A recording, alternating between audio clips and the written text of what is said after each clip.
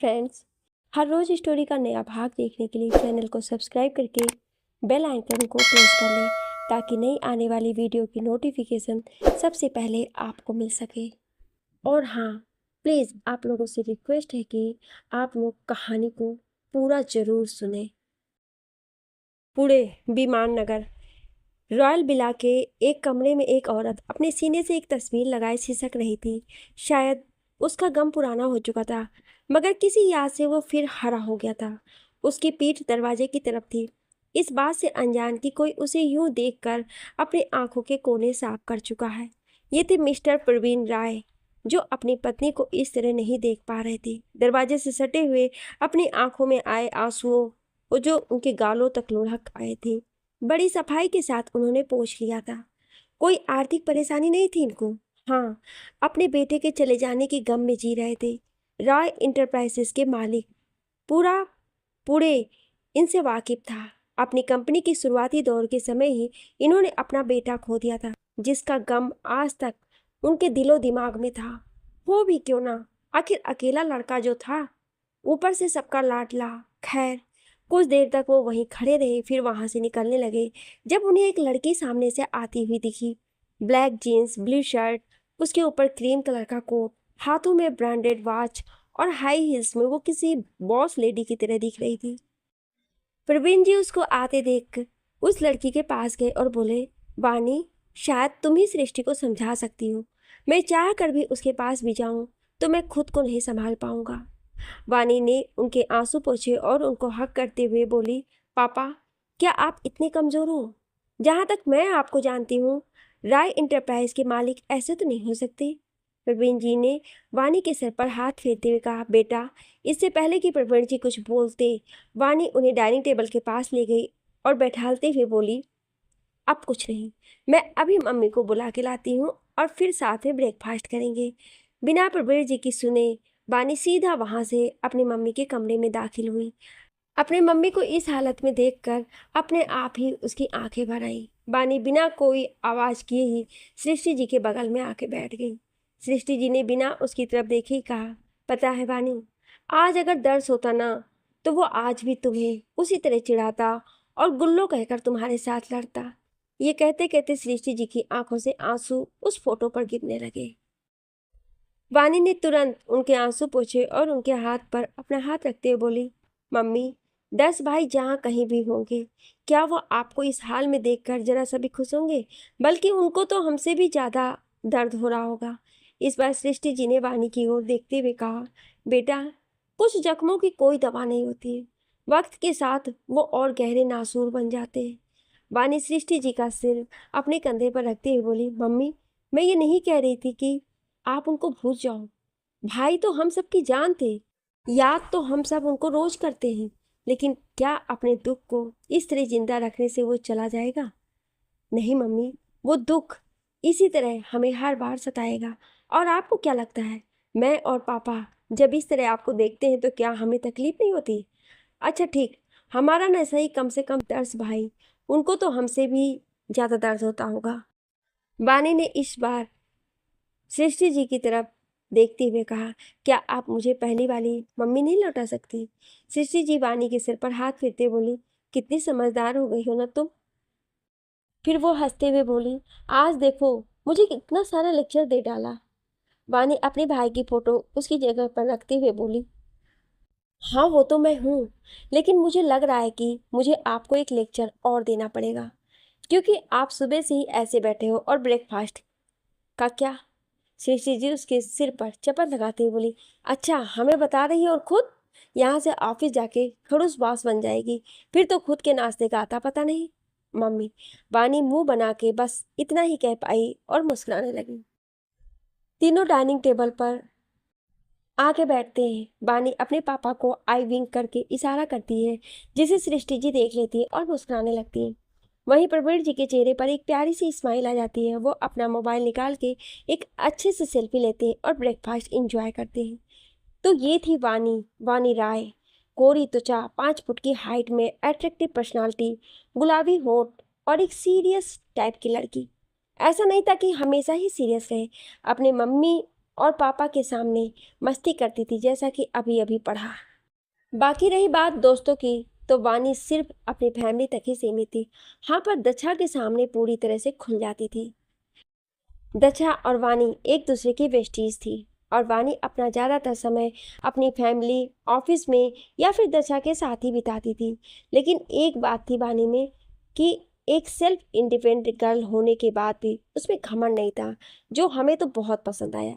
Self independent इसलिए क्योंकि उसने अपने दम पर वानी ऑर्नामेंट्स एम्पायर खड़ा करा था, बिना अपने पापा से एक भी पैसा लिए। दक्षा के पापा का अपना रेस्तरां था, तो वो उसी में काम करती थी। अपनी फैमिली के सामने तो वानी चुलबुली और समझदार थी, लेकिन अपने मन में उसने बहुत सारी चीज़ें ठान ली थी जिसे वो अपने सोर्सेस से हासिल करना चाहती थी। अपने माँ के हर दर्द, पापा की हर तकलीफ का बदला जो लेना था उसे, उस वक्त अपनी माँ पापा को रोते देख जिस तरह इसके जी कचोट रहा था, बिल्कुल वैसे ही वो उस इंसान से बदला लेना चाहती थी। अपने भाई की मौत का बदला जो कैसे लेना है और क्यों, ये राज तो सिर्फ उसके सीने में दफन था। महाजन पैलेस।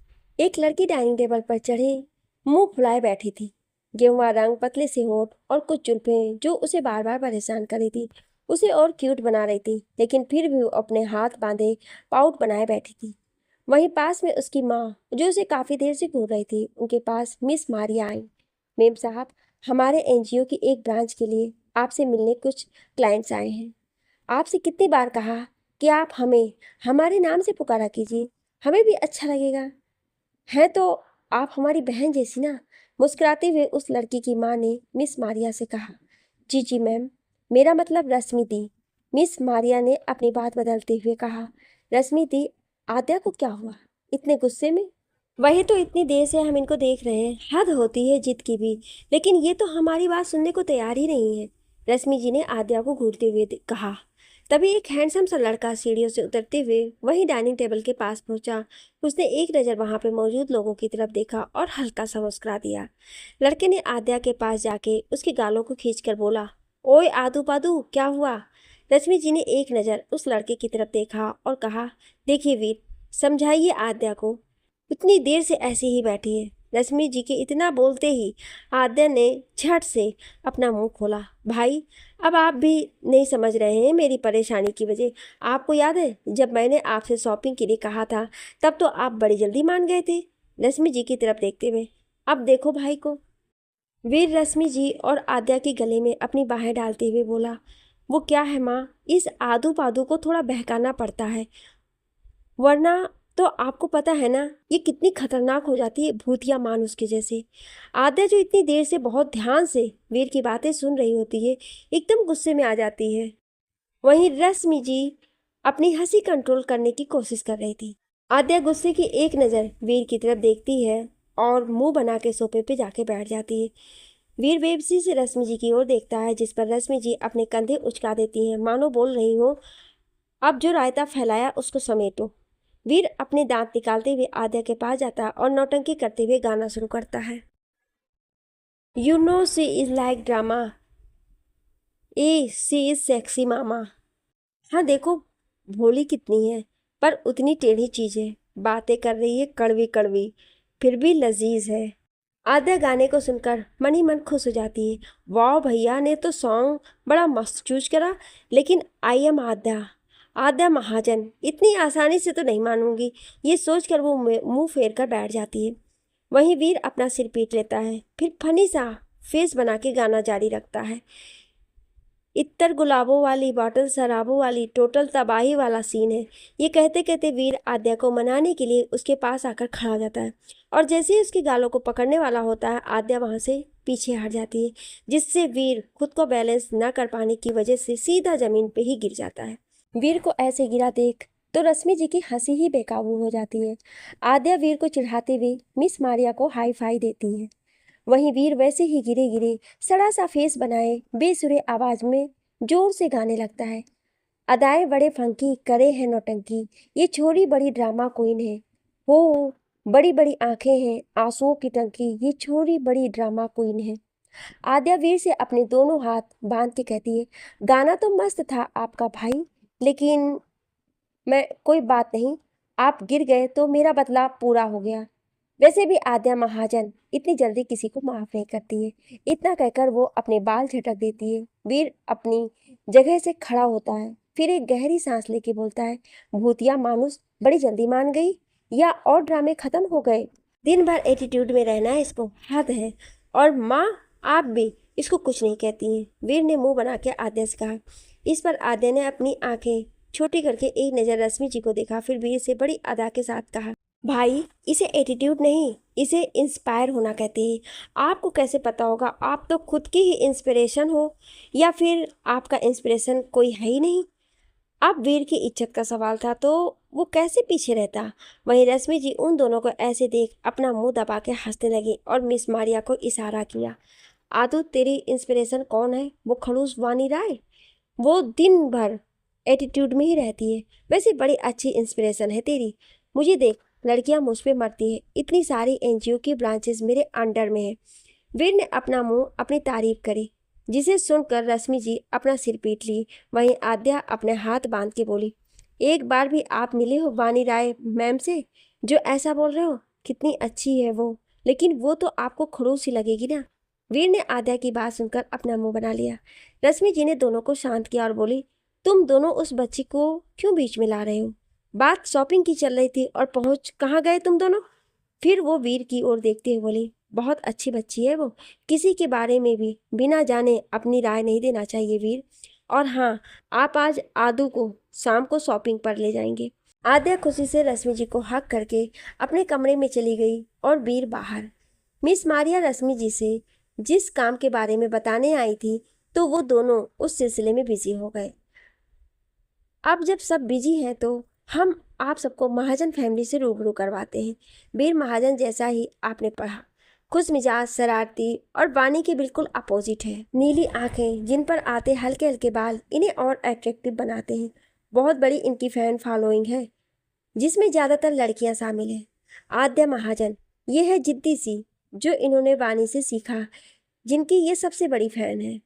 वानी के ही एम्पायर में बतौर एम्प्लॉय काम करना चाहती है, जिस वजह से ना जाने कितने बार इंटरव्यू दिया है, लेकिन सक्सेस नहीं मिली है। और अपने घर में सबकी लाडली रश्मि महाजन बहुत ही सुलझी हुई, बिल्कुल एक इंडियन वोमेन।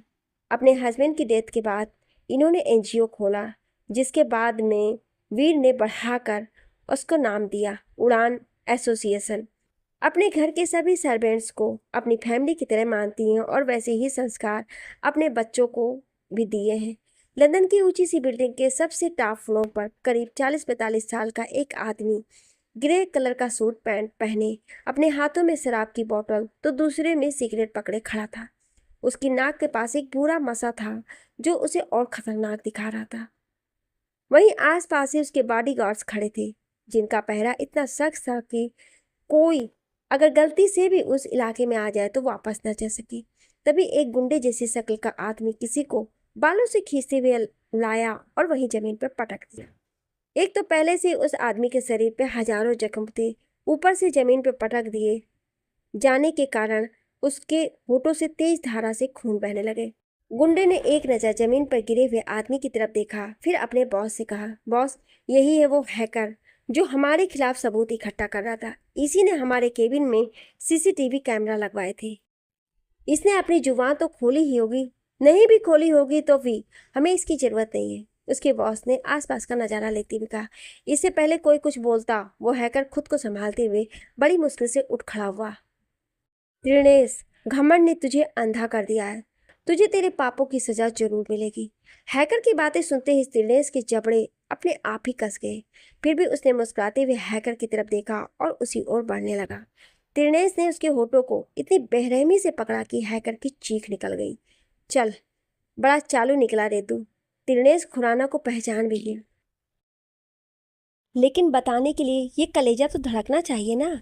फिर वो अपनी सिगरेट से उसके माथे पे निशान बनाते हुए बोला, मेरे पापों को जो भर सके ऐसा घड़ा नहीं बना है, और जो मुझे मार सके ऐसा पैदा नहीं हुआ। इतना कहकर त्रिनेश उसके मुंह में जबरदस्ती शराब डालता है और उसे वहां से सीधा नीचे फेंक देता है। इतना दर्दनाक मौत देखकर वहां पर उसके साथियों तक भी रूह कांप जाती है। इतना हुए 2 मिनट भी नहीं हुए होंगे कि वो सामने देखते हैं त्रिनेश अपना पैरासूट खोले उनकी आंखों से ओझल हो रहा है। वानी अपनी गाड़ी वानी ऑर्नामेंट्स एम्पायर के सामने रोकती है और कार का दरवाज़ा खोल के रिसेप्शन पर आती है। उस टाइम इसके फेस को देखकर ऐसा बिल्कुल नहीं लग रहा था कि उसने थोड़ी देर पहले अपने पापा के साथ मस्ती भी की होगी। खैर, रिसेप्शनिस्ट वानी को देखकर तुरंत खड़ी हो जाती है और मॉर्निंग विश करती है। वानी एक नज़र रिसेप्शनिस्ट को देखती है, फिर बिना कुछ बोले वहाँ से लिफ्ट की ओर जाने लगती है। वहीं रिसेप्शनिस्ट वानी का ऐसा रवैया देखकर अपने मन में सोचती है, कितना बोरी भर भर के एटीट्यूड भरा है इनके अंदर, ऊपर से इतना र्यूड। छोड़ यार, ये तो इनका रोज का ही काम है। वानी के लिफ्ट से उसकी केबिन में जाने तक जितने भी एम्प्लॉयज़ उसको देखते हैं सब अपनी जगह छोड़कर खड़े हो जाते हैं और तब तक नहीं बैठते जब तक वानी अपने केबिन में नहीं पहुंच जाती। वानी के जाते ही सारे एम्प्लॉयज़ एक चैन की सांस लेते हैं और अपने अपने काम में जुट जाते हैं। इधर वानी जब अपने केबिन में पहुंचती है तो सामने दीवार पर टंगी फोटो को देखकर उसके फेस पे एक प्यारी सी स्माइल आ जाती है। फिर वो अपने गॉगल्स हटाकर डेस्क पर रखती है और वहां पर रखी कुछ फाइल्स को पढ़ने लगती है। करीब 15 मिनट तक सारी फाइल्स पढ़ने के बाद वो सीधा अपने केबिन से बाहर आती है और बिना किसी भाव के अपने एम्प्लॉयज़ की ओर बढ़ने लगती है। सारे एम्प्लॉयज़ तुरंत खड़े हो जाते हैं, लेकिन सबको नज़रअंदाज करके वो तारा नाम की एक एम्प्लॉय के ठीक सामने खड़ी हो जाती है। वही तारा अपने सामने वानी को देख उसकी आंखें हैरानी से बड़ी हो जाती है और वो अपनी लार घूंटने लगती है। वानी उसको मारने के लिए अपना हाथ उठाती है कि वहां पर मौजूद सारे एम्प्लॉय एक दूसरे की तरफ देखने लगते हैं। वहीं वानी तारा के सामने अपना हाथ ले जाकर उसके चेहरे पर से फेस मास्क निकालती है तो सबकी आंखें फटी की फटी रह जाती है। तारा अपना एक हाथ अपने चेहरे की तरफ ले जाती है, फिर गुस्से से डर के मिले जुले भाव से वानी की ओर देखती है। तभी पीछे खड़े एक एम्प्लॉय ने हैरानी से कहा, मैम, ये तो गुप्ता इंडस्ट्रीज में काम करती है। उसने इतना कहा ही था कि उसको सभी की नज़रों का अपने ऊपर एहसास हुआ। इससे पहले वानी कुछ कहती तारा ने तुरंत अपना मुंह खोला। Hey you, how dare you to behave like this? जानती नहीं हो मुझे किसने भेजा है? वानी ने अपना हाथ बांध के बिना किसी भाव के तारा से कहा, वो तो तुम्हारी बातों से ही पता चल रहा है कि तुम्हें और कौन भेज सकता है। तारा अपनी उंगली दिखाते हुए वानी से कुछ बोलने को हुई तो वानी ने उसका हाथ मरोड़कर पीठ पर लगाते हुए कहा, अगर इतना ही शौक है दूसरों को कंपटीशन देने का तो अपनी लगन और मेहनत से दो, ना कि उनकी फाइल्स और डॉक्यूमेंट्स को चुरा के। वानी ने उसका हाथ छोड़ा जिससे वो लगभग अपनी डेस्क पर गिरते गिरते बची। तारा ने हाथ देखा जिस पर रेडनेस आ चुकी थी। You bloody fool! तारा ने कुछ कहना चाहा तो वानी ने एक तिरछी मुस्कान देते हुए कहा, लगता है तुम्हारे बॉस ने सारे डायलॉग रटवा के भेजे हैं, लेकिन अपने बॉस से कह देना कि जाके कि अगर हिम्मत हो सामने से वानी आर्मानाइट्स एम्पायर को डिफीट करे। फिर वानी ने तारा के पास जाकर उसके कान में कहा, यू अपनी भतीजी को भेजकर नहीं जिसके पास दिमाग की कमी हो। इतना कहकर वो पीछे हट जाती है और तारा अभी भी उसको हैरानी से देख रही होती है। वानी ने अपने एम्प्लॉयज़ की तरफ देखकर सख्त भाव से कहा, जिनके हाथ में मोबाइल था और रिकॉर्डिंग चल रही थी, आप सब ये भी रिकॉर्ड कर लीजिए कि कितनी डांट और कितनी बेइज्जती होती है आपकी वानी राय से। इतना कहना ही था कि सभी के कैमरे ऑफ हो गए। वानी ने बिना किसी भाव से एक जोरदार पर साफ आवाज में कहा, सिक्योरिटी, मिस तारा को उनकी जगह पर छोड़ आइए, लेकिन अगर ये जरा सा भी हाथ पैर चलाए तो बिना एक पल गंवाए इन्हें इनकी असली मंजिल पहुंचाने में वक्त भी मत लीजिएगा। फिर वो सीधा अपने केबिन में आके अपना सर टेबल से टिका के बैठती है और एक गहरी सांस लेती है। महाजन पैलेस। आद्या वीर के सामने खड़ी थी। कुछ बोलने के बजाय वो सिर्फ वीर को देख रही थी जो फोन पे किसी से जरूरी बात कर रहा था। वीर आद्या की शक्ल देखकर मन ही मन हंस रहा था, लेकिन फिर भी वो जानबूझकर आद्या को इग्नोर कर रहा था, जिसका असर आद्या पर बखूबी हो रहा था। वो मुट्ठी भींचे एकटक वीर को घूर रही थी। हाँ, आप वहाँ सबको सारी फैसिलिटीज़ प्रोवाइड करिए। उधर से कुछ कहा गया तो वीर ने ये कहकर फ़ोन काट दिया। भाई, आपको काम पर जाना है या मुझे शॉपिंग पे ले जाना है? आद्या ने गुस्से में अपनी पलकें झपकाते हुए कहा। जाना तो काम पे है, लेकिन मजबूरी में तुझे शॉपिंग पे ले जाना पड़ेगा, वीर ने कहा तो आद्या बुरी तरह से चिढ़ गई। भाई, आपको ना ऐसी भाभी मिले जो आपको सुधार के रख दे, आपको एकदम सीधा कर दे, आपकी भाषा में एकदम खड़ूस जैसी। आद्या ने गरजती हुई वीर से कहा, तुझे शॉपिंग चलना तो चलना, भाभी पे मत जाओ और शुभ शुभ बोला कर। वीर ने बाहर निकलते हुए अपनी कार की तरफ बढ़ते हुए कहा तो आद्या खुश होकर उसके पीछे चल दी। कार में बैठने की थोड़ी देर बाद आद्या ने वीर को चिढ़ाते हुए कहा, भाभी भाभी खड़ूस होगी ना। वीर ने तिरछी नजरों से आद्या को देखा तो आद्या ने अपना छोटा सा मुंह तुरंत बंद कर लिया। कुछ ही देर में वीर ने गाड़ी एक मॉल के सामने रोकी। गाड़ी के रुकते ही आद्या बिना वीर के रिप्लाई का वेट किए अंदर भाग गई। ये और इसकी शॉपिंग। वीर उसकी इस हरकत में मुस्कुराते इतना ही बोल पाया था कि उसे ध्यान आया उसने अपना फेस मास्क तो लगाया ही नहीं। उसने तुरंत अपने पॉकेट से मास्क निकाला और उसे फेस पर कवर कर लिया। फिर वो भी उसके आद्या के पीछे चल दिया। वहीं आद्या को अपने लिए कुछ समझ ही नहीं आ रहा था। तभी उसकी नज़र एक स्काई ब्लू कलर की नी ड्रेस पर पड़ी। उसे याद आया कि वो ड्रेस तो वानी ने अपने एक इंटरव्यू में पहनी थी। तब से ही आद्या वानी की बहुत बड़ी वाली फैन हो गई थी। आद्या ने तुरंत वो ड्रेस ली और दूसरी ड्रेसेस देखने जाने ही वाली थी कि तभी उसकी नज़र वीर पर पड़ी, जो शीशे के सामने अपना मास्क उतार के चेहरा सही कर रहा था, या यूं कहें अपने बालों और खुद को देखकर इतरा रहा था। आद्या वीर की तरफ बढ़ी ही थी, उससे पहले ही एक लड़की वहां आ गई और वीर के साथ सेल्फी की जिद करने लगी। वीर तो ठहरा, वीर अपने फैंस को कैसे निराश करता। तो आद्या ने भी उसको वैसे ही छोड़ने में भलाई समझी और चली गई अपनी शॉपिंग पूरी करने। वहीं उस एक लड़की को देख वहां पर बाकी की लड़कियों की भी भीड़ जमा हो गई और वो फोटो कम वीर के साथ फ्लर्ट ज़्यादा कर रही थी। वीर जितनी कोशिश करता वो लड़कियां उससे उतना ही ज़्यादा चिपकती, जिसकी वजह से वीर को अब खुद पर ही गुस्सा आने लगा कि उसने क्यों अपना मास्क निकाला। उसकी नज़रें बस आद्या को ही तलाश रही थी कि कब वो आए और उसे इस मुसीबत से निकाले। ऐसा नहीं था कि उसे अपने फैन से प्यार नहीं था, लेकिन वो अनकंफर्टेबल होने लगता था और उसे इस मुसीबत से सिर्फ आद्या ही निकालती थी। आद्या को बहुत कम लोग ही जानते थे क्योंकि उसे लाइमलाइट में रहना पसंद नहीं था। खैर, काफ़ी देर बाद जब आद्या ने उसे इस तरह देखा तो उसे वीर के ऊपर बड़ी जोर की हंसी आई और एक खुराफाती आइडिया इसके दिमाग में आया। इधर वीर ने जब आद्या को देखा तो उसने आई विंक की, जिससे वीर समझ गया कि अब वो ये काम तो अपने आदू पादू तरीके से ही करेगी। आद्या वीर के पास मासूम सा फेस बनाते हुए आई और एक तिरछी नज़र उसने वहां पे छिपकली लड़कियों की तरफ देखा। छिपकली? ऐसा हमने नहीं। ऐसा तो आद्या ने उन लड़कियों को देखकर अपने मन में बोला था। सर, वो उधर आपकी वाइफ आपको कब से बुला रही है और गुस्से में फूली जा रही है। आद्या ने दूसरी तरफ एक मोटी लेडी की तरफ इशारा किया जो सच में गुस्से में थी। वहीं वीर तो हैरान था ही, लेकिन उसकी हंसी बहुत आ रही थी। तभी उनमें से एक लड़की वीर का हाथ पकड़कर बोली, वीर क्या वो सच में आपकी वाइफ है?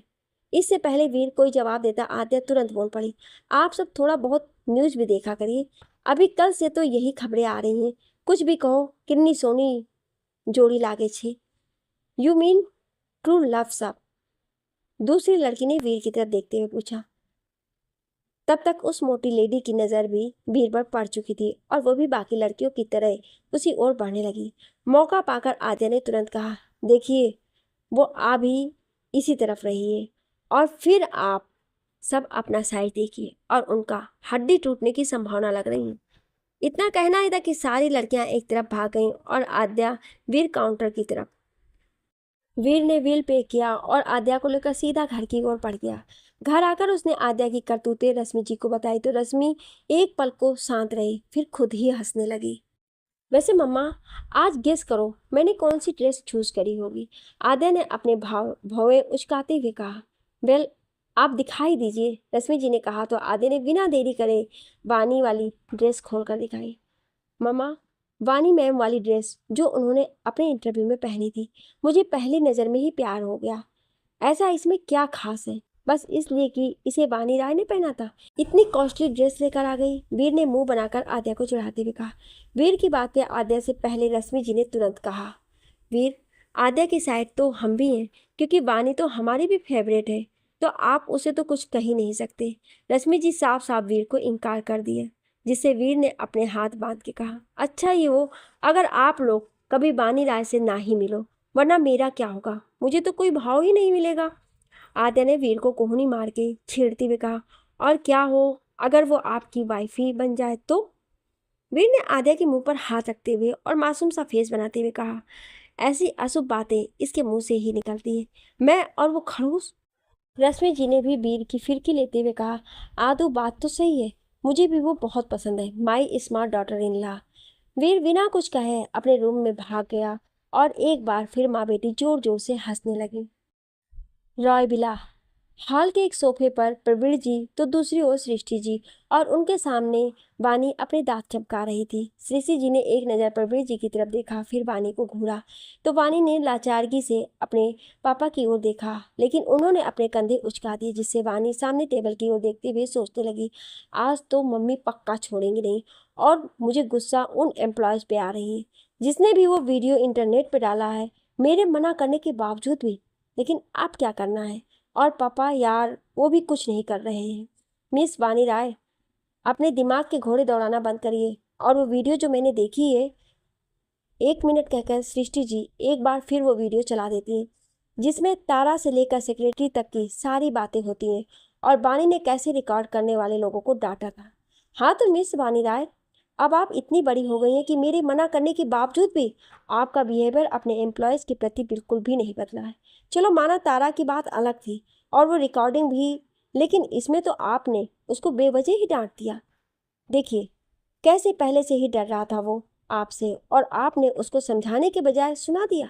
बानी जो अब तक नीचे देख रही थी तुरंत अपनी मुंडी ऊपर करके अपनी मम्मी की ओर देखने लगी तो सृष्टि जी ने एक और वीडियो चलाई।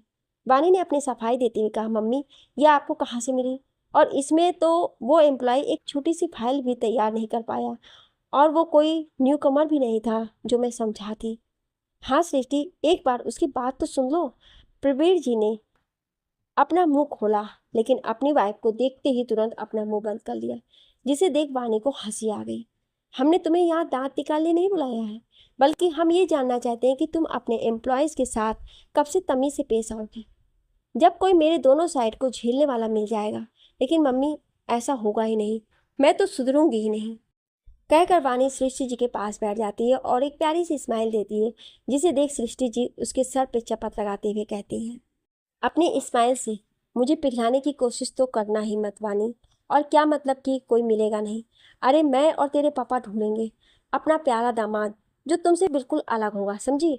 और वानी प्रॉमिस करो कि आप ऐसे अपने एम्प्लॉय से बात नहीं करोगे। पक्का प्रॉमिस। जिस दिन मुझे कोई पसंद आ जाएगा मैं अपना सीरियस वाला मोड छोड़ दूंगी। वानी ने साफ तौर पर एकदम सीरियस होकर कहा, जिससे सृष्टि जी और प्रवीण जी डॉनी एक दूसरे की ओर देखने लगे।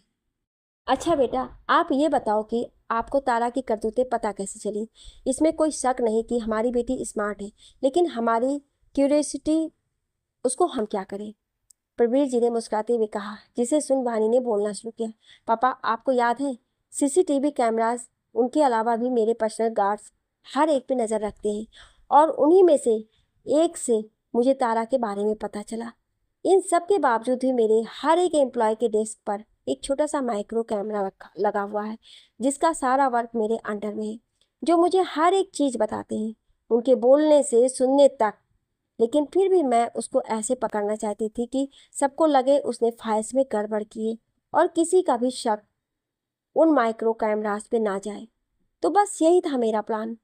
मिस मारिया के साथ रश्मि जी गार्डन में टहलते हुए उनसे किसी जरूरी बात पर डिस्कस कर रही थी। तभी मिस मारिया ने अपनी आंखों में चमक लाते हुए रश्मि जी से कहा, दी क्यों ना हम लोग, वो कौन सी लड़की है जिसके बारे में आप लोग बात कर रहे थे, जिसकी आदू बहुत बड़ी फैन है, वहीं से हम, आप वानी की बात कर रही हैं ना? आपका आइडिया हमें पसंद आया और हम अपने एनजीओ के बच्चों के फैंसी ड्रेस कंपटीशन के लिए बढ़िया ज्वेलरी भी चूज कर पाएंगे। रश्मि जी ने खुशी और हैरानी के मिले जुले भाव के साथ कहा। तभी आद्या, जो वहीं पास में झूले पर बैठकर अपनी सेल्फी ले रही थी, वानी का नाम सुनते ही खुशी से झूम उठी।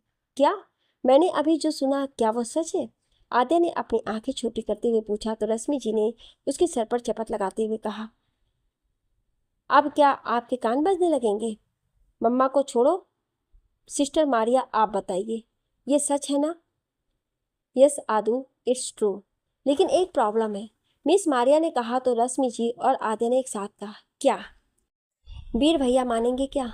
उनकी बातों से तो नहीं लगता है कि वो वानी ऑर्नामेंट्स एम्पायर में जाएंगे भी। वो तो हमेशा ही वानी राय को खड़ूस कहते हैं। सिस्टर आप चिंता मत करिए, when Aadu is here then no worry no fear, Aadin ने बड़ी अदा के साथ कहा तो रश्मि जी मिस मारिया के चेहरे पर मुस्कान फैल गई। कुछ देर बाद वीर के आने के कुछ देर बाद हॉल में दोनों लोग, रश्मि जी और वीर, बिल्कुल शांति से बैठे हुए थे। वहीं वीर को कुछ समझ नहीं आ रहा था कि उसे बुलाया क्यों गया है। आद्या मिस मारिया के साथ किचन में स्नैक्स लाने गई थी ताकि वो आराम से खाने के मजे ले सके और उसके मॉम भाई सीरियस होकर बात करें। ऐसी तिगड़म आद्या ने लगाई थी।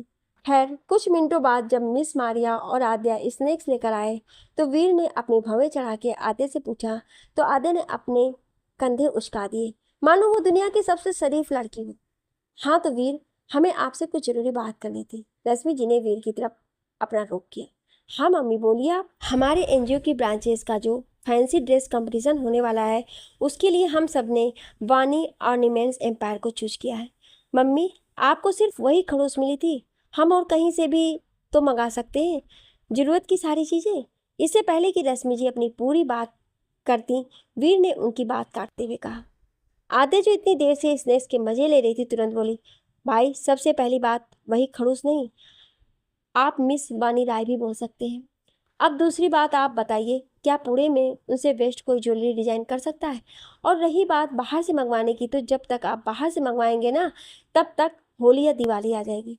अब आप बच्चों का दिल भी तो नहीं तोड़ सकते, क्योंकि हम सब जानते हैं कि पब्लिक प्लेस या किसी भी जगह पर बच्चे कैसे वानी मैम से अटैच हो जाते हैं। और सबसे ज़रूरी बात, बस आप जैसे लोगों को वो पता नहीं क्यों इतनी खड़ूस लगती है। बाकी बच्चे हो या बूढ़े, वो सबकी फेवरेट है। हाँ बस बस माते, इतना गुणगान मेरा बीपी लो ना हो जाए कहीं। लेकिन माँ, मैं तो नहीं जाऊँगा, आप और आद्या ही जाके वहाँ डिस्कस कर लेना, वीर ने बोला तो आद्या बरसती बोली, वाह भाई, खड़ूस बोलने में तो आपका बीपी लो नहीं होता है और तारीफ सुनने में तो। वीर आदू, इतनी सीरियस बात पर आप दोनों लड़ाई कर रहे हैं, थोड़ी देर तो शांत ही बैठ जाइए। रश्मि जी ने कहा तो वीर एक नज़र सबको देखते हुए चिप्स खाने लगा। ऐसे ही कुछ देर बातचीत करने के बाद सब अपने अपने रूम में चले गए और आद्या तो एक्साइटमेंट में पगलाई जा रही थी। वहीं वीर अपने तिगड़म लगा रहा था कि उसे वानी के सामने ना जाना पड़े। इधर रश्मि जी ने परवीर जी से इस बारे में बात भी कर ली थी, लेकिन वानी इस बात को लेकर खुश थी कि वो रश्मि जी से मिल पाएगी। आखिर वो उसकी इंस्पिरेशन जो थी। लेकिन कहीं ना कहीं वानी को एक अलग सी हलचल हो रही थी, जिसका कारण वो बार बार अनदेखा कर रही थी। तंग आकर वो खिड़की के काउंटर पर बैठ गई और सीधा आसमान की ओर देखने लगी। इधर वीर भी अपने बेड से चांद को एकटक निहार रहा था, लेकिन इन सब से बेखबर वानी को रह रहकर अपनी भाई की भी याद आ रही थी। हौले से एक आंसू की बूंद कब उसके गालों से लुढ़क गई उसे खुद पता न चला। तभी उसके पास किसी अननोन नंबर से कॉल आया। वानी ने बिना देखे ही कॉल रिसीव किया तो सामने से पतली सी आवाज आई, और चुड़ैल बता कैसी है। वानी ने अपने स्क्रीन की तरफ देखा तो पहले तो उसे कुछ समझ नहीं आया, फिर अपने आप ही उसके चेहरे पे प्यारी सी मुस्कान आ गई। ओए राक्षस, कब आएगा तू? वानी ने कहा तो उधर से दोबारा आवाज आई, तू मुझे मेरे नाम से नहीं बुला सकती क्या? मनु, तुम भी मुझे मेरे नाम से बुला सकते हो। अच्छा, अब काम की बात की जाए।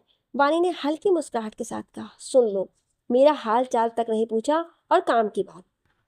मानस ने मुंह बनाते हुए कहा तो वानी ने अपना सिर पीट लिया। अच्छा बता रहा हूँ, मुझे मालूम है तू मेरी ऐसी बातें सुन के एक दिन नॉर्मल हो जाएगी।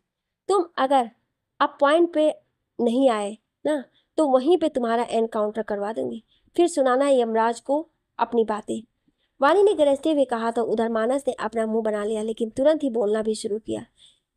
यहाँ टीके ने एक हैकर को बेदर्दी से मारा और नाम लगा कि उसने सुसाइड कर लिया, और इंडिया में जितने भी उसके धंधे हैं वो यही से सब अपने कंट्रोल में रखता है।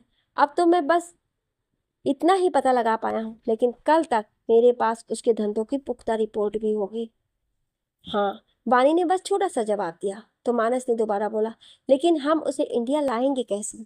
उसकी जान तो उसके धंधों में ही बसी है, तो बस हम उसकी जान को उसके शरीर से अलग कर देंगे। वानी ने बिना किसी भाव से कहा, उफ, ये तेरी पजल्ड बातें। अच्छा ये बता, तू कब तक फ्री है?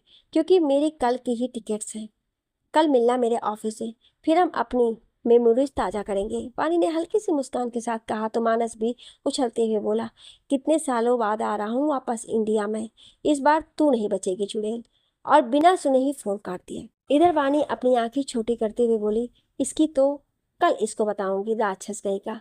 अगले दिन महाजन पैलेस में आद्या अपने कमरे में खुद को ही कब से शीशे के सामने घूरे जा रही थी और तरह तरह के एक्सप्रेशन ट्राई कर रही थी। उधर मिस मारिया जो किसी काम से आद्या के रूम में आई हुई थी, आद्या को ऐसा करते देख उससे पूछ बैठी, what are you doing this बच्चा? सिस्टर, मैं खुद की प्रैक्टिस कर रही हूँ। पता नहीं वानी मैम के सामने क्या गड़बड़ कर दूँ, because first impression is the last impression.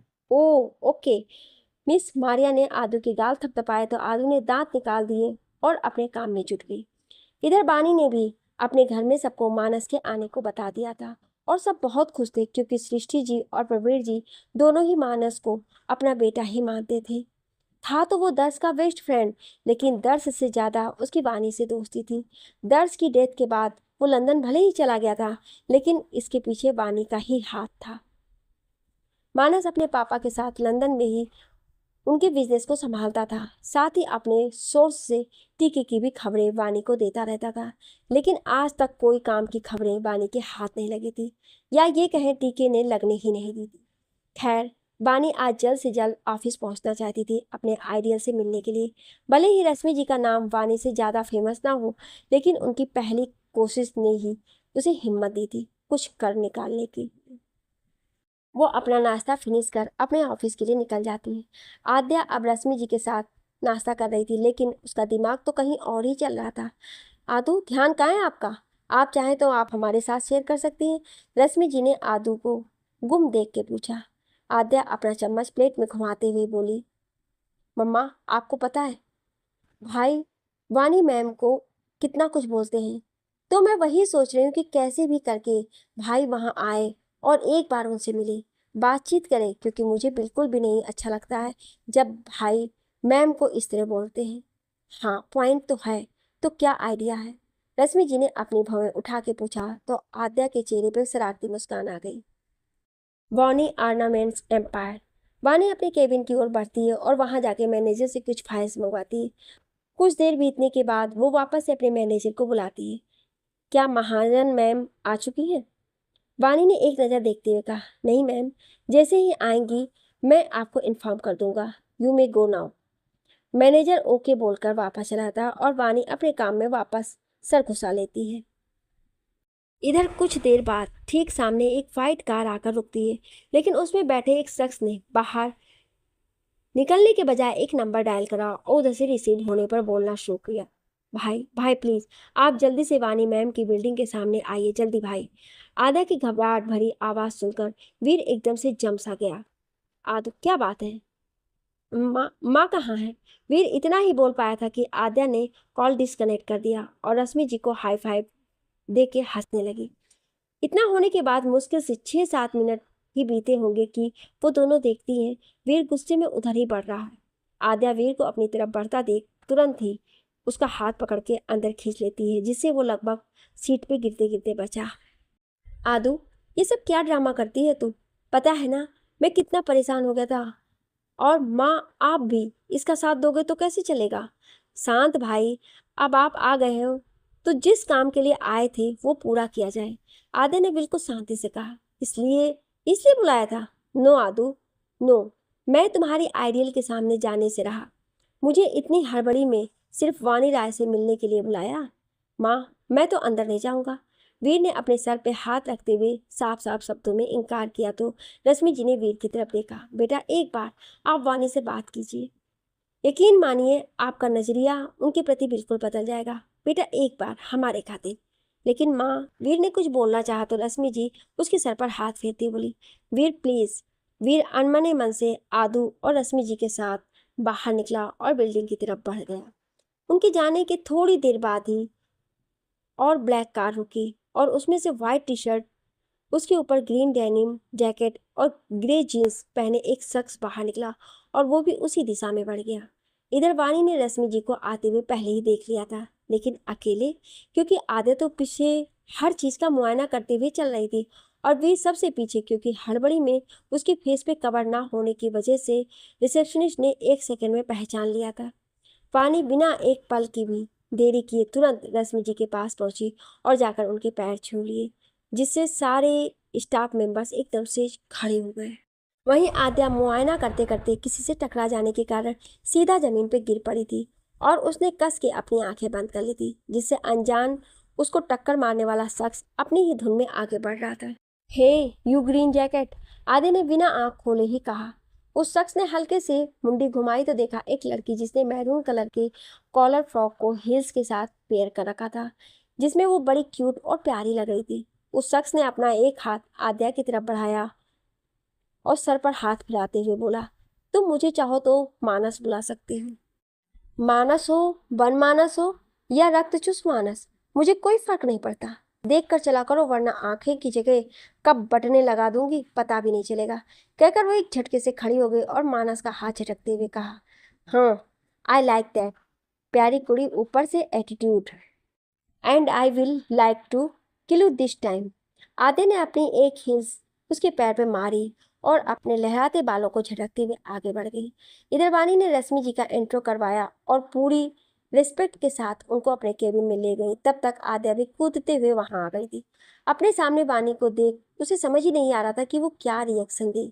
उसने जल्दी से अपना रुमाल वानी के आगे किया, मैम ऑटोग्राफ प्लीज। वानी ने मुस्कुराते हुए अपने साइन किए और आद्या को हक किया। वहीं आद्या तो बस 7वें आसमान पे चढ़ी थी। उसको रश्मि जी ने वीर का पूछा, तब वो नीचे आई। इधर वानी ने जब अपनी विंडो से देखा तो वीर सबके साथ सेल्फी खिंचवा रहा था, जिसको देखते ही वानी की आंखें छोटी हो गई। मैम मिस्टर वीर मेरे एम्प्लॉयज़ को डिस्ट्रैक्ट कर रहे हैं, तो क्या आप इन्हें अंदर बुला सकती हैं? वानी ने हल्की सी मुस्कान के साथ कहा। आद्या वीर को जबरदस्ती खींचकर अंदर लेकर आई, जिससे वीर का मुंह बन गया, जिसे वानी ने देख लिया। वीर हल्की सी मुस्कान के साथ आया। उसके हैंडसम फेस को देखकर ये बिल्कुल भी नहीं लग रहा था कि उसकी मुस्कान नकली है। वानी अभी भी उसी तरह अपनी आंखें छोटी किए हुए वीर को ही देख रही थी। नाना घूर रही थी। तो आप है मिस वानी राय, आदू के आइडियल, वीर ने पूरी फॉर्मेलिटी निभाते हुए कहा। खड़ूस एंग्री अंकल, हाँ, वीर ने इतने धीरे से कहा कि उस केबिन में आवाज़ तो आई लेकिन स्पष्ट नहीं, और शायद जिसके लिए यह कहा था उसे एक एक शब्द सुनाई दिया था। यस मिस्टर वीर महाजन, वानी ने एक एक शब्द चबाते हुए कहा, जिसे वीर ने पूरी तरह से अनदेखा कर दिया था और इसी वजह से वानी बुरी तरह चिढ़ गई थी। हम जिसके लिए आए हैं वो तो आपको पता ही होगा, तो पॉइंट पे आए। वीर ने एक नज़र आद्या और रश्मि जी की तरफ देखा तो वो दोनों भी उसी ओर देखने लगी। या श्योर, वानी ने अपने अंदाज में कहा। कुछ देर तक मीटिंग और बातचीत होने के बाद आदू ने बड़ी आस से कहा, मैम क्या आप उड़ान एसोसिएशन में आना चाहेंगी? अगर आपके पास टाइम हो तो। आखिरी के कुछ शब्द वो कहना तो नहीं चाहती थी, लेकिन उसने कहना ही मुनासिब समझा। क्या आदू कैसी बात करती है? मिस वानी राय के पास कितने काम होंगे और तू है कि। वीर की बात पूरी ही नहीं हुई थी कि उसने आद्या की तरफ देखा जो उसे घूर रही थी। अरे नहीं नहीं आद्या, समय सबके पास होता है, बस लोगों के निकालने की कमी होती है, और मैं वो जरूर निकालूंगी। वानी ने बहुत ही फ्रैंकली कहा, जिसे सुनकर आद्या और रश्मि जी को तो खुशी हुई। वहीं वीर के बदलते एक्सप्रेशन को देख वानी का जी खोल हंसने का मन कर रहा था। दरअसल जब मीटिंग चल रही थी तो वीर और वानी अपने चेहरे के एक्सप्रेशन से ही लड़ रहे थे। वीर जब किसी बात पर इग्नोर करता तो वानी अपनी आंखें छोटी करके उसको घूरने लगती, जिससे कभी वीर चिढ़ता तो कभी वानी। और वानी को तो यह एहसास तक नहीं हुआ कि वो कब अपने काम में एक बच्ची बन गई थी। वहीं वीर भी वानी को चिढ़ते देखकर तिरछी स्माइल दे देता था। थोड़ी देर तक यूं ही बातचीत करने के बाद वानी के पास सृष्टि जी का कॉल आया। वानी ने तुरंत ही कॉल रिसीव किया तो उधर से सृष्टि ने बोलना शुरू किया, बेटा क्या अभी महाजन फैमिली है आपके साथ? हाँ मम्मी, तो उन्हें आज डिनर पे आने को बोल देना। वानी ने रश्मि जी और आद्या जी की तरफ देखा तो उसके फेस पर प्यारी सी मुस्कान फैल गई, लेकिन वीर को देखते ही वो तुरंत गायब भी हो गई। अच्छा ठीक है मम्मी, उसके इतना कहते ही उधर से कॉल डिस्कनेक्ट हो गया। वानी ने अभी हुई बातचीत के बारे में वहाँ बताया तो पहले तो रश्मि जी ने मना किया, लेकिन आद्या के कहने पर वो मान गई। वानी ने आद्या के गाल पिंच किए तो वहाँ सब मुस्कुराए बिना नहीं रह सके। कुछ मिनटों बाद सब निकलने को हुए तो वानी ने एक बार फिर रश्मि जी के पैर छूने को हुई तो उन्होंने उसे गले लगा लिया। फिर वो आद्या को हक करते हुए बोली, डिनर पर मिलेंगे आदू। कहकर उसने आद्या के गाल थपथपाए तो आद्या की खुशी का कोई ठिकाना ना था। वहीं वीर तब तक आगे निकल चुका था जहां पर उसे मानस दिखाई दिया। हे ब्रो, वीर तेजी से उस तरफ बढ़ा और कस के उसे गले लगा लिया। मानस भी हैरान था, साथ ही उसे बहुत ही खुशी भी हो रही थी। एक बार भी फोन नहीं मिला पाया, गधेड़ा, कहकर उसने वीर के पेट में घुसा जड़ दिया। तू भी बना दे मेरी चटनी, एक तो किसी तरह छुटकारा मिला है, वीर ने अपना पेट सहलाते हुए कहा। काहे का हुआ बे? वीर इससे पहले मानस को कुछ भी सुनाता उसे सामने से वाणी, आद्या और रश्मि जी आती दिखी। इधर मानस भी वाणी को देखते ही खुशी से उस तरफ बढ़ा, लेकिन एक बार फिर आद्या से टकरा गया। तुम्हें दिखता नहीं है या देखकर चलना नहीं आता है? आद्या मानस पर बहसते बोली। ओ मिस! इससे पहले कि मानस कुछ भी बोल पाता, वाणी तुरंत खुद को कंट्रोल करते हुए बोली, सबसे पहले ये बताओ, अपनी उंगली को दिखाते हुए, तुम दोनों एक दूसरे को कैसे जानते हो? विकास, मुझे मिस अंडरस्टैंडिंग नहीं पसंद। तो तुम भी मानस को जानती हो? वीर ने कहा तो मानस अपने हाथ ऊपर करते हुए बोला, ओके ओके, मैं सब कुछ क्लियर कर रहा हूँ, लेकिन कहीं बैठने वाली जगह पर चलो, मेरे पैर ही टूट फूट जाएंगे। सब लोग एक बार फिर बानी के केबिन में आ चुके थे तो मानस ने बोलना शुरू किया, मैं और वीर लंदन में साथ ही पढ़े हैं और जिगरी यार भी हैं। कहते हुए उसकी नज़र रश्मि जी पर पड़ी तो उसने तुरंत जाकर उनके पैर छू लिए, लेकिन वहां से आकर पता नहीं कहाँ बिजी हो गया कि मुझे एक बार भी कॉल नहीं किया। हाँ तो तूने भी तो नहीं किया। वीर ने उसके गले में अपनी बाह डाली फिर कहा, अब तुम बताओ कि तुम और मिस बानी राय एक दूसरे को कैसे जानते हो? ब्रो, वी आर वेस्टीज, कहकर उसने वानी को एक हाई फाई दिया। कहते कहते उसकी नजर आद्या पे पड़ी जो ना जाने कब से उसे ही घूर रही थी। हाय, आप भी यहाँ? जी, मैं वीर भाई की बहन, तो आपकी भी। आद्या कुछ कह पाती उससे पहले ही मानस खांसने लगा। मानस ने आद्या के ऊपर मक्खन लगाना चाहा, लेकिन आद्या ने तो उसके बटर पे नमक मिर्च सभी लगा दिया। कुछ देर ऐसी हंसी मजाक करने के बाद वीर, आद्या और रश्मि जी महाजन पैलेस को चले गए, तो इधर वानी भी आज मानस के साथ जल्दी निकल ली। वीर आद्या और रश्मि जी के साथ लंच कर रहा था, तभी रश्मि जी की उसके चेहरे पर नजर टिकाए बोली, तो वीर, आपने बताया नहीं, कैसी लगी आपको बानी? मतलब थोड़ा तो बदला होगा ना आपका नजरिया? रश्मि जी का सवाल सुनकर आद्या भी उसी ओर देखने लगी, लेकिन वीर तो अपनी सोच में ही गुम था। अब क्या बताऊं कैसी लगी? जंगली बिल्ली की तरह लड़ी तो रही थी खड़ूस गई की। हाँ, लेकिन अब अगर मैंने माँ और आदू को बता दिया कि मुझे उसका नेचर अच्छा नहीं लगा, तो फिर मुझे आज शाम पक्का ही ले जाएंगे। वीर कुछ सोच के अपनी नजरें खाने में गड़ाए बोलता है, मैंने जितनी खड़ूस सोचा था उतनी है तो नहीं। हाँ अच्छी है, आदू की आइडियल ठीक है। सच में भाई? तो फिर आज आप जरूर चलोगे, फिर हम सब लोग खूब मस्ती करेंगे। आद्या इतनी जोर से चीखी भी नहीं थी कि वीर को लगभग माइनर अटैक आते आते बचा हो। वीर ने रश्मि जी की तरफ देखा तो उन्होंने भी स्माइल पास कर दी, जिससे बेचारा वीर कुछ बोल ही नहीं पाया, लेकिन मन ही मन वानी के ऊपर उसका दिल और दिमाग आतंक जरूर मचाए था। वो आद्या और रश्मि जी कुछ बोल नहीं सकता था, लेकिन वानी उससे तो चिढ़ा हुआ था। वानी अपना लंच फिनिश करके अपने रूम में नॉवेल्स पढ़ ही रही थी होती है कि तभी कोई पीछे से आंखों पे हाथ रख लेता है। ओए, सोच भी कैसे लिया कि मैं तुझे नहीं पहचानूंगी उल्लई? वानी ने उसके हाथ टच करते हुए कहा। हाँ, अंतर्यामी है ना साक्षात तू तो। उस शख्स ने अपना हाथ छुड़ाया और वानी के सामने आते ही बोला, अच्छा महारानी दक्षा, तो आप क्या चाहेंगी? एक मिनट एक मिनट, तू छुपते छुपाते आई है या मम्मी पापा को भी मालूम है? अगर मैं कहूँ अंकल आंटी को भी मालूम है तो मेरे हाथ में खुजली होना शुरू हो जाएगी गधी। वानी ने पूरा बोल भी नहीं पाया कि पास ही एक तकिया उठाकर दशा के फेस पे मारी। यार, अभी आए हैं हम और तूने मारना शुरू कर दिया। कहते कहते वो दीवार के पास पहुंच जाती है जहाँ फैमिली फोटो लगी थी जिसमें दर्श भी था। दशा उधर देख के चुपचाप वहीं खड़ी हो जाती है बिना कुछ बोले। काफी देर बाद भी वो जब नहीं पलटती तो वानी उसके कंधे को हल्का सा छूते हुए कहती है, हे दशा, इधर देख, देखना, इन कीमती आंखों के कीमती आंसू ऐसे बेकार नहीं करते पगली। कहती हुए वो उसे घुमाती है। हाय राम, देख कैसे बंदरिया लग रही है रोते हुए। वानी दशा के पीठ पे मारती है तो दशा का आंसू और तेजी से बहने लगता है। दर्श और दशा एक दूसरे से बेइंतहा प्यार करते थे और तो और उनकी शादी भी होने वाली थी, लेकिन शायद किस्मत उसे तो कुछ और ही मंजूर था, इसलिए उनके हल्दी के रस्म वाले दिन ही दर्श किसी जरूरी काम से बाहर गया था, लेकिन वापस कभी नहीं आया। वानी दशा को कंसोल करती है और कुछ देर बातें करने के बाद उसे आज की मीटिंग और वीर वाला किस्सा भी बताती है, जिसे सुनकर दशा का मूड सही भी हो जाता है क्योंकि वो तो खुद ही वीर महाजन की फैन थी।